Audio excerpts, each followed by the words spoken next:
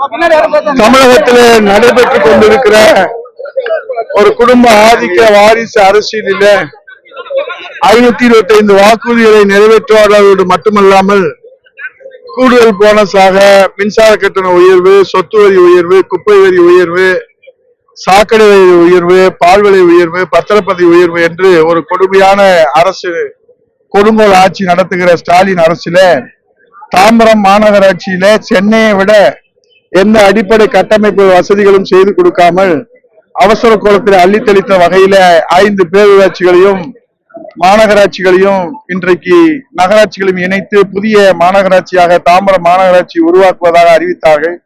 ஆனால் நகராட்சியாக இருந்த போது கிடைத்த, பேரூராட்சியாக இருந்த போது கூட கிடைத்த அந்த வசதிகள் கூட கிடைக்கவில்லை என்பதை இந்த மாவட்ட கழகத்துடைய செயலாளர், முன்னாள் நாடாளுமன்ற உறுப்பினர் மரியாதைக்குரிய அருமையன் ராஜேந்திரன் அவர்களும், சிற்றப்பாக்க ராஜேந்திரன் அவர்களும், முன்னாள் அமைச்சர் சின்னியா அவர்களும், முன்னாள் சட்டமன்ற உறுப்பினர்கள் அன்பு சகோதரர்களும் புரட்சி தமிழ் ஐயா எடப்பாடியுடைய கவனத்துக்கு எடுத்து சென்று வருங்கால முதலமைச்சர் எடப்பாடியுடைய ஆணைக்கிணங்க இந்த மாபெரும் கண்டன ஆர்ப்பாட்டம் நடைபெற்றிருக்கிறது. எழுச்சியோடு மக்கள் இதில் கொட்டுகிற மழையிலும் இதில் பங்கேற்று இந்த கொடுங்கோல் ஆட்சிக்கு தன்னுடைய கண்டனத்தை தெரிவித்திருக்கிறார்கள்.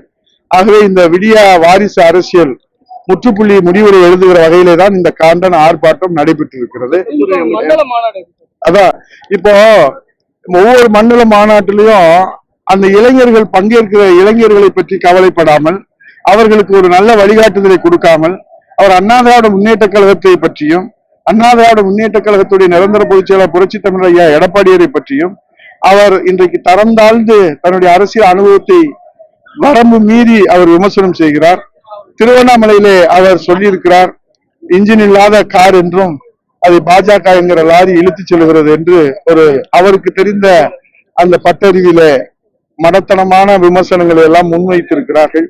ஆகவே இன்றைக்கு சுவாசம் இல்லாத திமுகவுக்கு செயற்கை சுவாசம் கொடுப்பதற்காகத்தான் இந்த மண்டல மாநாட்டை ஸ்டாலின் திமுக கட்சியுடைய தலைவர் நடத்துகிறார்கள்.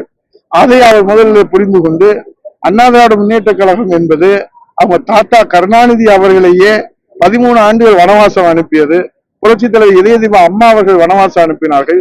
இப்போது புரட்சி தமிழ் ஐயா எடப்பாடியாரும் 2026 திமுகவுக்கு வனவாசத்தை இந்த தாய் தமிழ்நாட்டு மக்களின் ஆதரவோடு, இருபெரும் தெய்வங்களின் ஆட்சியோடு, கழக தொண்டர்களின் உழைப்போடு திமுகவுக்கு பரிசாக வனவாசத்தை வழங்க இருக்கின்றார்கள். ஆகவே இந்த உதறல் நடுக்கத்திலே தான் இன்றைக்கு அவர் பேஸ் மட்டும் வீக்கு, ஸ்ட்ரெச்சர் ஸ்ட்ராங்ன்ற மாதிரி அவர் பேஸ் மட்டும் வீக் ஆயிடுச்சு. அதனாலதான் இப்படி உளறல் விமர்சனங்களை முன்வைக்கின்றார்கள்.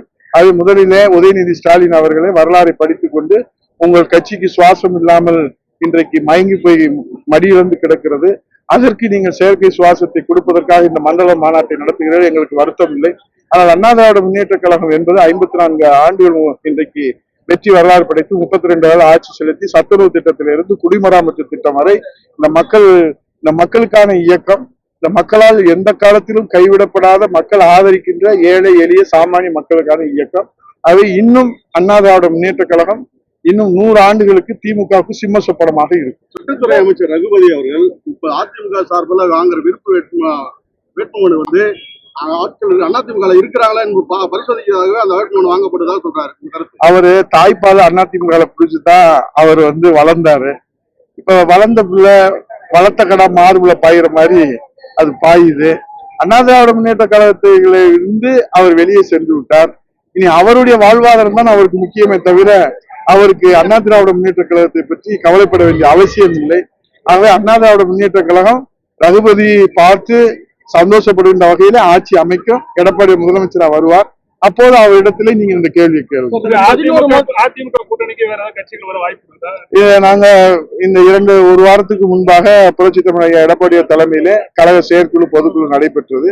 அதுல நாங்கள் இயற்றிய தீர்மானத்திலே பிரகாசமான வாய்ப்பு, புரட்சி தமிழ் ஐயா எடப்பாடியாரை முதலமைச்சராக ஏற்றுக்கொள்கிற ஒத்த கருத்துடைய இந்த குடும்ப கொடுங்கோல் ஆட்சியை வீட்டுக்கு விரட்டுகிற ஒத்த கருத்துடைய ஒத்த சிந்தனையுடைய கட்சிகள் அண்ணா திராவிட முன்னேற்ற கழக தலைமையிலே புரட்சி தமிழ் ஐயா எடப்பாடியை முதலமைச்சராக ஏற்றுக்கொள்கிற அத்தனை கட்சிகளையும் அண்ணா திராவிட முன்னேற்ற தொண்டர்களும் ஒட்டுமொத்த தமிழ்நாட்டு மக்களும் சிவப்பு கம்பளம் விரித்து வரவேற்பதற்கு தயாராக இருக்கிறார்.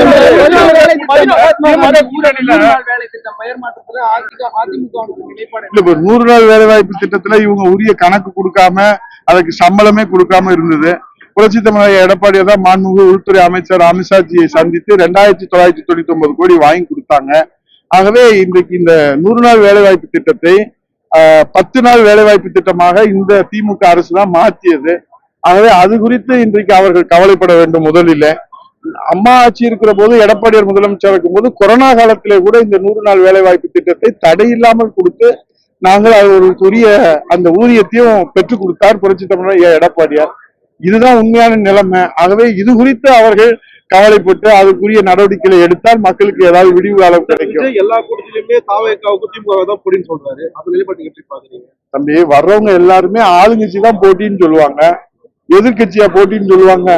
அண்ணா திராவிட முன்னேற்ற கழகம் என்பது புரட்சி தலைவர், மன்னாதி மன்னன், மக்கள் திலகம், சத்துணவு திட்டம் என்ற சரித்திர நாயகன் பாரத ரத்னா எம்ஜிஆர் அவர்கள் திமுகவிலே அண்ணாவின் மறைவுக்கு பிறகு கலைஞர் அவர்கள் குடும்ப வாரிசு அரசியல் ஒரு குடும்ப ஆதிக்கத்தை நுழைக்கிற போது, இனி இது தமிழ்நாட்டிற்கு தீய சக்தி என்றதை இந்த தமிழ்நாட்டு மக்களுக்கு உணர்த்துவதற்காகவும் அவர்களை ஆட்சியிலிருந்து விரட்டுவதற்காகவும் தான் அண்ணா திராவிட முன்னேற்ற கழகத்தை புரட்சி தலைவர் எம்ஜிஆர் தொடங்கினார். அம்மா அவர்கள் இந்தியாவிலே 3வது மாபெரும் மக்கள் இயக்கமாக வளர்த்தெடுத்தார்கள். புரட்சி தமிழர் எடப்பாடியார் அவர்கள் இன்றைக்கு இருவரும் தெய்வனுடைய வழியிலே அண்ணா திராவிட முன்னேற்ற கழகம் மீண்டும் கூட்டணி ஆட்சி அமைக்கும். அதிமுகவோட ஆரம்ப காலகட்டத்திலிருந்து அதிமுகவுக்காக கோட்டை கூட்டம் போட்டு மேடை நடத்தி கட்சியை வளர்த்த செங்கோட்டையன் முதல் முறையா நாளை மறுநாள் விஜய கூட்டம் போட்டு அவர் தலைமையில பொதுக்கூட்டம் இது குறித்து இல்ல, உங்களை போல ஒரு நண்பர் எங்க பொதுச் செயலாளர் சேலத்துல கேட்டாங்க. அவர் தெளிவா சொல்லிட்டாரு. மதுரையில கேட்டாங்க, தெளிவா சொன்னார். எங்க கட்சியில இருந்து நீக்கினவரை பத்தி நம்ம பேச வேண்டிய அவசியம் எழவில்லை அப்படின்னு அங்க கோபிச்செட்டிப்பாளையத்துல எழுச்சி பயணத்துல 175வது அந்த பயணத்துல தெளிவா விளக்கமா என்ன காரணம் அப்படின்னு எடுத்து சொல்லிட்டாங்க. அவர் சொன்னதுக்கு மேல நான் என்ன விளக்கம் சொல்றேன்? சட்டமன்ற தேர்தல் நெருங்கிருச்சு. அதிமுக கூட்டணி எப்படி, திமுக கூட்டணி தொடர்ந்து நாடாளுமன்ற சட்டமன்றத்துல வலுவா இருக்கிறதா? தலைவர், அண்ணா திராவிட முன்னேற்ற கழகம் தான் தேர்தல் களத்துல முதல்ல தேர்தல் வேலையை ஆரம்பிப்போம். எழுச்சி பயணம் முதல்ல ஆரம்பிச்சு 175 தொகுதி சுத்தின ஒரே தலைவர் எடப்பாடியார்.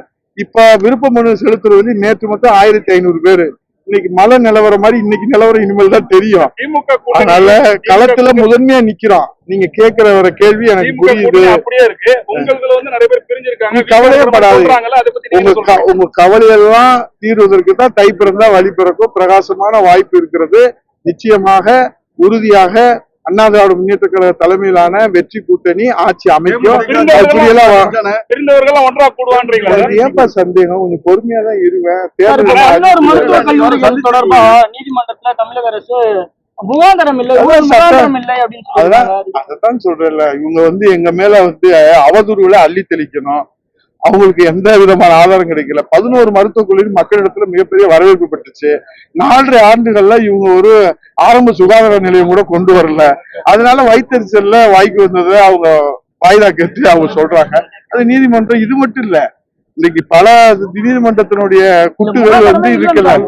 அதைத்தான் சொல்றேன். இது மட்டும் இல்ல, எல்லா விதைகளுமே இப்ப நீங்க திருப்பரங்குன்றம், நான் மதுரையிலிருந்து வரனால கேட்பீங்க பார்த்தேன்.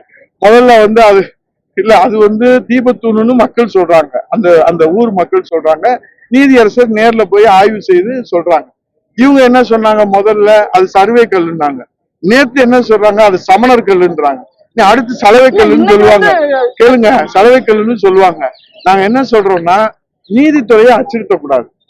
கடைசி புகலிடம் நம்ம நாட்டு மக்களுக்கு கடைசி நம்பிக்கை நீதி அரசர்கள், நீதிமன்றம். அதான் இந்திய அரசியலமைப்பு சட்டத்துல அதுக்கு கொடுத்திருக்கக்கூடிய உரிமை. அதை நீங்க அச்சுறுத்த வகையில எங்களுக்கு எம்பி இருக்காங்க, நாடாளுமன்றத்துல போய் நாங்க பதவி நீக்கம் செய்வோம்னு நீங்க ஆணவத்தின் உச்சியில இருந்தீங்கன்னா, இதுவரை ஒரு முன்னுதாரணம் எதுவுமே இல்லை. எனக்கு சாதகமான தீர்ப்பு வந்தா அது வழங்கப்பட்ட தீர்ப்பு, எனக்கு பிடிக்காத தீர்ப்பு வந்தா அது வாங்கப்பட்ட தீர்ப்புன்னு நீதித்துறை அச்சுறுத்துவது இது ஜனநாயகத்திற்கு விரோதமானது, ஜனநாயகத்துக்கு முரணானது. நன்றி.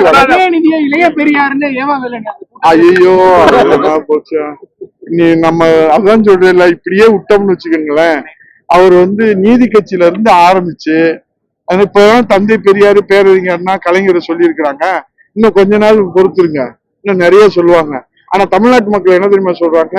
இடியம்னு சொல்றாங்க, முசோலினின்னு சொல்றாங்க, ஹிட்லர்னு சொல்றாங்க. அது போய் அவர்கிட்ட கேளுங்க. ஆனா நீங்க மேடையில பேசும்போதும் தை பிறந்தால் வழி பிறகுன்னு சொன்னீங்க. இப்போ அதான் எப்பயும் தான் சொல்லுவீங்க. சொல்றேன் தலைவரே. பிரிந்தவர்கள் ஒன்று சேர வாய்ப்பு இருக்கா? உங்களிடம் அதிமுக பிரிந்தவர்கள் ஒன்று நீங்க சேர்ந்து எந்த கவலையோட கேக்குறீங்களோ அந்த கவலையெல்லாம் தை பிறந்தா வழி பிறக்கும் போங்க.